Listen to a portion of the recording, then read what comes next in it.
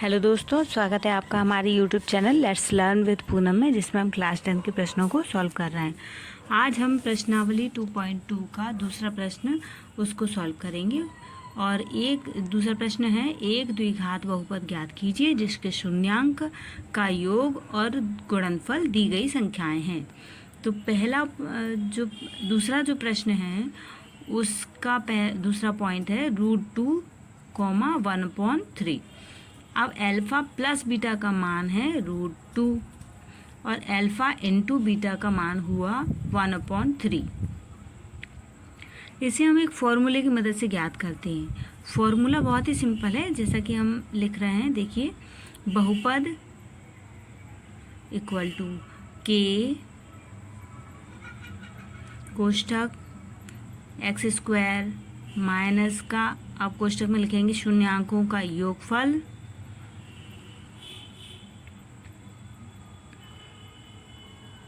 x और plus लगाएंगे, plus का साइन, उसके बाद शून्यांकों का गुणनफल।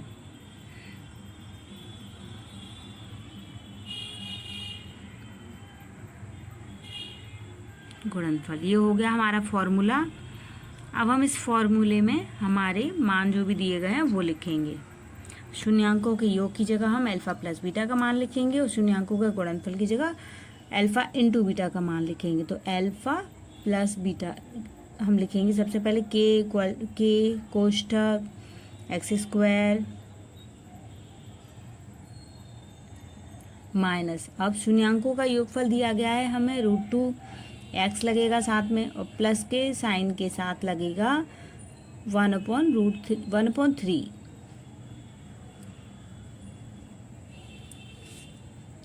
अब यहाँ पर दो संख्याएं हैं जिनमें बटा नहीं है और तीसरी संख्या जिसमें बटा है, तो हम एलसीएम लेंगे।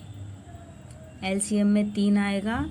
3 का जब हम x² से सॉल्व करेंगे तो 3x² आएगा और जब इसी 3 को √2x से सॉल्व करेंगे तो 3√2x आएगा, प्लस का 1 आएगा, क्योंकि 3 से 3 का डिवाइड हो जाएगा 1 टाइम और उस 1 का 1 से मल्टीप्लाई होगा 1 टाइम।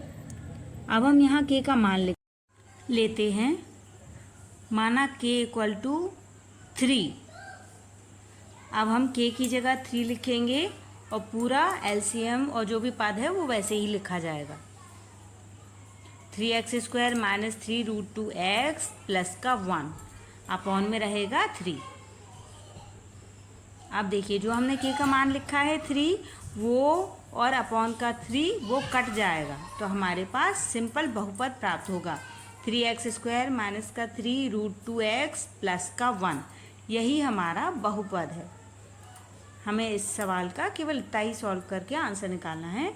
लेकिन अगर हम चेक करना चाहें कि हमारा सवाल जो हमने किया वो सही है या गलत है, तो ये चेक करने के लिए, उत्तर की सत्यता की जांच करने के लिए, हमने इसका पहला पॉइंट जो सॉल्व किया था उसमें सत्यता की जांच की है। आप चाहें तो वो देख सकते हैं। अब हम तीसरा पॉइंट इसका सॉल्व करेंगे। तीसरा पॉइंट है 0, √15। अब यहाँ पे अल्फ़ा प्लस बीटा का मान है 0 और अल्फ़ा बीटा यानी अल्फ़ा मल्टीप्लाई बीटा का मान है √15।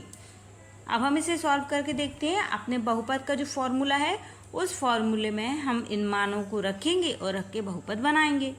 तो फॉर्मूला है k कोष्ठक में x² माइनस का साइन लगाएंगे, कोष्ठक में लिखेंगे शून्यांकों का योगफल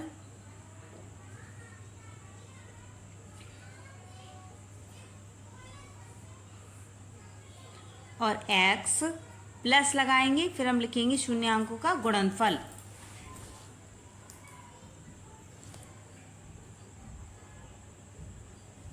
सूत्र लिख लिया है हमने। अब हम इनमें शून्यांकों का योगफल का मान और शून्यांकों के गुणांक का मान लिखेंगे।